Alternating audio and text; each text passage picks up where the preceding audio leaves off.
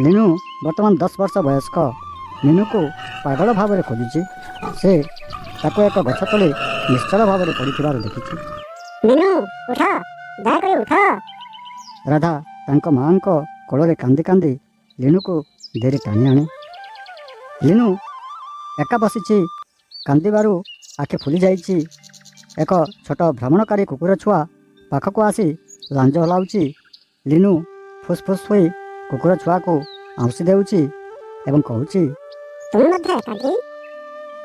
କୁକୁର ଛୁଆଟି ଦିନ ପରେ ପ୍ରଥମ ଥର ପାଇଁ ତାଙ୍କ ମୁହଁ ଚାଟି ଲାଞ୍ଜ ହଲାଉଛି।